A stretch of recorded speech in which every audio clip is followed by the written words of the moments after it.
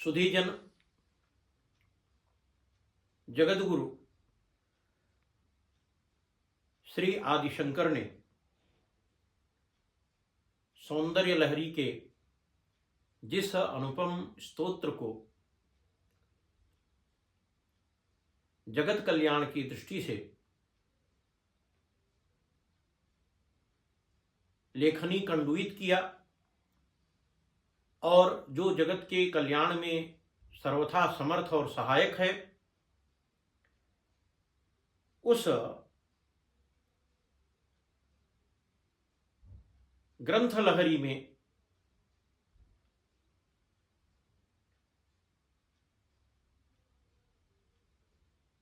श्री राजराजेश्वरी महात्रिपुर सुंदरी भगवती के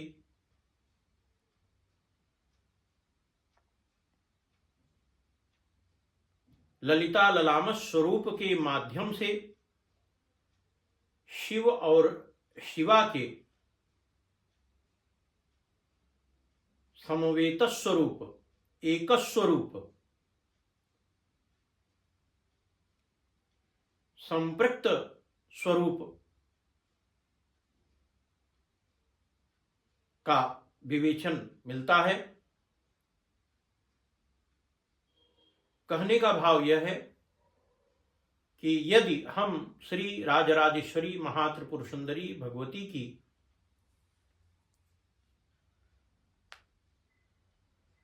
व्यक्त पूजा, अव्यक्त पूजा अथवा परमाव्यक्त पूजा करते हैं तो वह शिव को ही प्राप्त होता है, क्योंकि शिवा और शिव में कोई भेद नहीं है।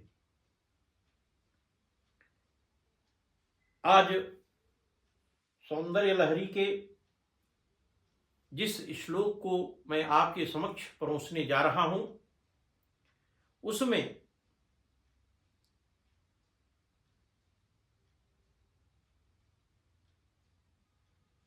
इस शिवा तत्व की मानस पूजा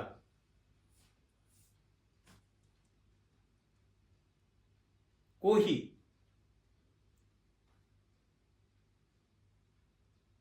शंकर ने उद्भाषित किया है।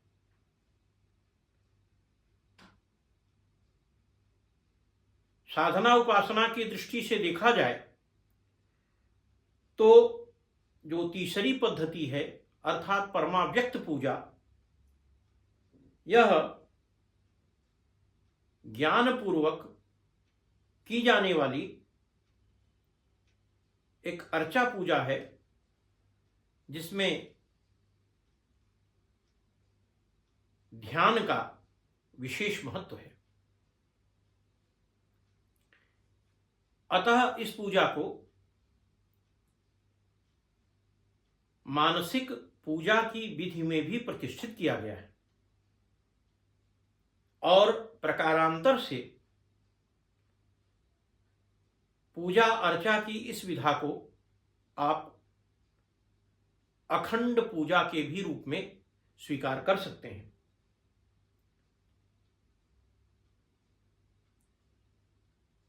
आप अवगत ही हैं कि आर्त, जिज्ञासु, अर्थार्थी तथा ज्ञानी, ये चार प्रकार के साधक अथवा भक्त होते हैं, किंतु इन विधाओं में ज्ञानी को श्रेष्ठ स्थान श्री आदिगुरु शंकर जी ने प्रदान किया है।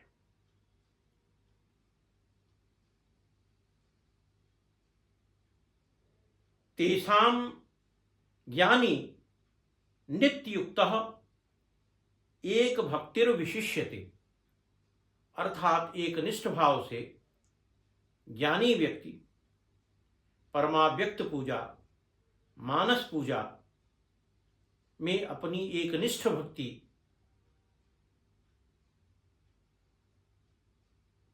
से जो अर्चा करता है और उस ध्यान में जिस शक्ति के स्वरूप का दर्शन पाता है वह ज्ञान से भिन्न नहीं है, वह भी ज्ञानपूर्ण है और भक्त की साधना भी ज्ञानमय है। भाइयों एवं बहनों, सौंदर्य लहरी के 63वें श्लोक को मैं आपके समक्ष रखने जा रहा हूं, जो अत्यंत ही अपूर्व भाव भरित है। स्मितज्योत्स्नाजालम् तव वदनचन्द्रस्य पिबताम् चकोराणामासि दतिरसतया चञ्चुजडिमाम् अतस्ते शीतांसो रमृतलहरीमम्लरुचयः पिबन्ति स्वच्छन्दं निशि निशि भृशं काञ्जिकधिया।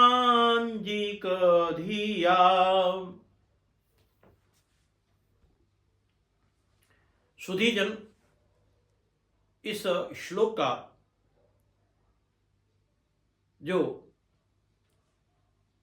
शाब्दिक भावार्थ है वह यह है कि हे देवी भगवती राजराजेश्वरी महात्रिपुर सुंदरी,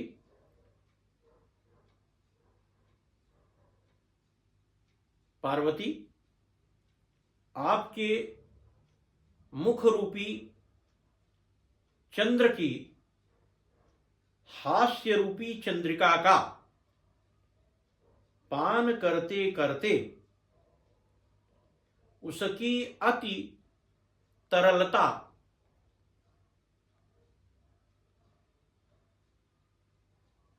सुस्वादु रसपूर्ण रसलता के कारण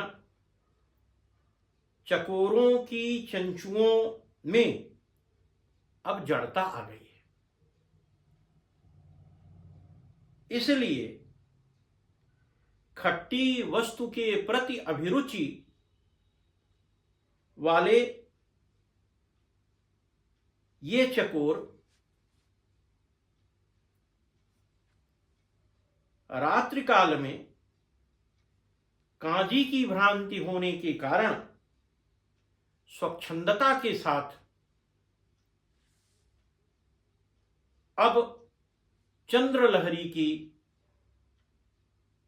ज्योत्सना अर्थात चंद्र अमृत लहरी का पान करते हैं। सुधीजन, यह तो इस श्लोक का शाब्दिक विमर्श था।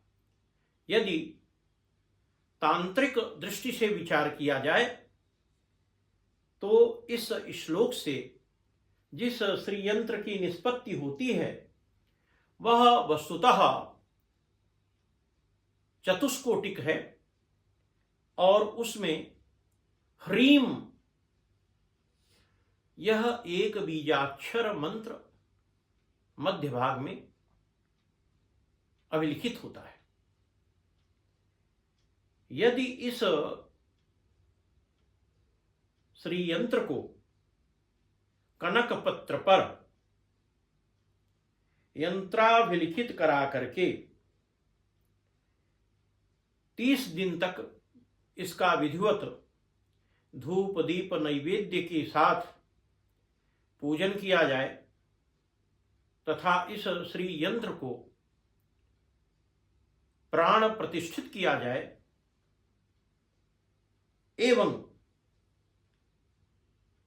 इस श्लोक का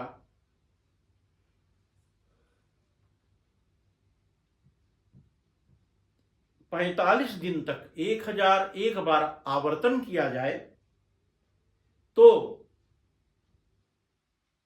जो भी मनोभिलषित है उस फल की प्राप्ति हो जाती है। अर्थात जीव की जो इच्छा होती है उसकी पूर्ति मां भगवती श्री राजराजेश्वरी महात्रिपुर सुंदरी कर देती है। भगवान शिव और मां भगवती के कृपा कटाक्ष का प्रसाद मनोभिलषित फल की प्राप्ति में परिलक्षित हो जाता है। धन्यवाद।